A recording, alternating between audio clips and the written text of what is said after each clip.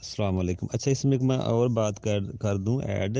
ہاں، اگر جو لوگ زندگی میں مال تقسیم کرنا چاہتے ہیں، وراثت تو ہم نہیں کہیں گے، وہ تو مرنے کے بعد ہے، تو اس کے کیا نقصانات ہو سکتے ہیں؟ لیکن انسان کو خود بھی اپنے مال کی ضرورت پڑ سکتی ہے۔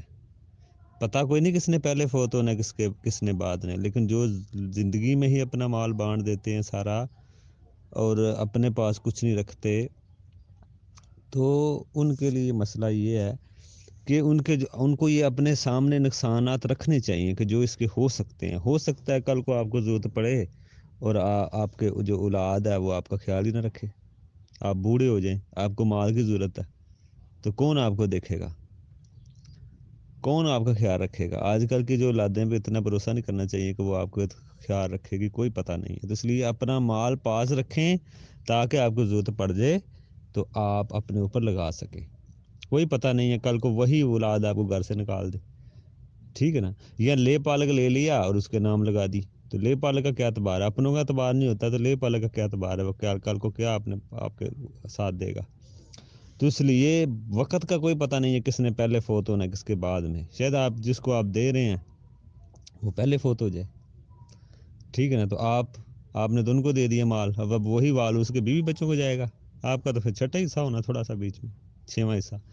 تو اس لیے یہ چیزوں کو سوچیں، اللہ کا جو نظام رکھے اس میں بہتری ہے، اس میں خیر ہے۔ ہاں اجازت ہے کچھ شرطوں کے ساتھ، وہ بھی کچھ شرطوں کے ساتھ، یہ نہیں کہ جس طرح آپ کا دل چاہے آپ کر لیں۔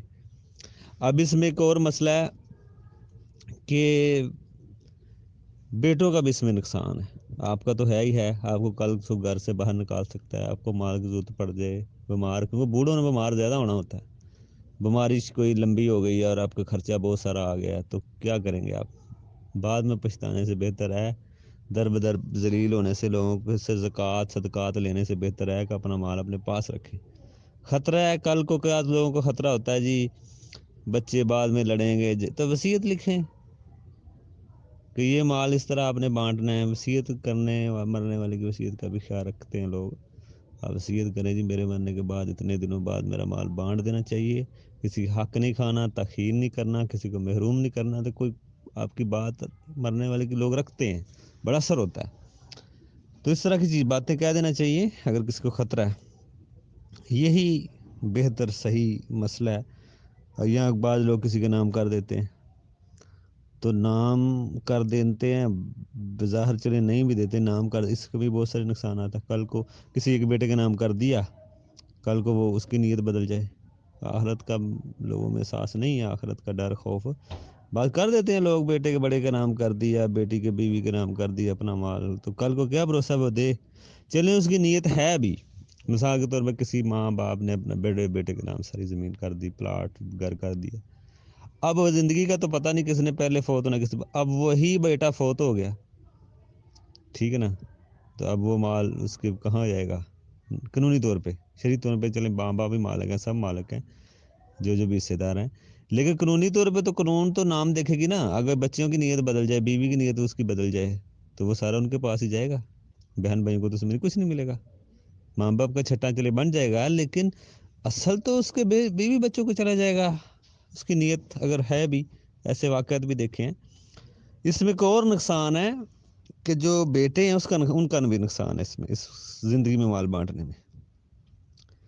ہاں اگر ان کو مسئلے کا پتہ ہو، اگر وراثت میں بانٹیں آپ تو بیٹوں کو ڈبل ملے گا بہنوں کی نسبت، بیٹیوں کی نسبت، زندگی میں ان کو برابر مل رہا ہے تو ان کا حق نہیں مارا جا رہا، ان کو برابر مل رہا ہے بیٹیوں کی نسبت، بعد میں ان کو زیادہ ملے گا۔ اس میں تقسیم کرنے والے کی اس میں بھی خیر ہے اور بہتری ہے، اور بیٹوں کے لیے بھی یہ بہتری ہے، ٹھیک ہے نا؟ بیٹوں کے لیے بھی یہ بہتری ہے، اس لیے شریعت کے نظام کے اوپر ہی رہنا چاہیے ہمیں۔ سلام ہمیں اس بات کی ترجیح نہیں دیتا کہ آپ زندگی میں ہی اپنے بچوں کو مال دے دوا کے فارغ ہو جائیں، کل کو آپ نے اپنی کوئی بات منوانی ہے بچوں سے، نماز کے لیے کہنا ہے، شادی سنت کے لیے کرنے کے لیے کہنا ہے، اور بھی کچھ شریعت کے جو حکام ہے بچوں پہ آپ نافذ کرنا چاہیں گے، تو کوئی بات سنے گا آپ کی؟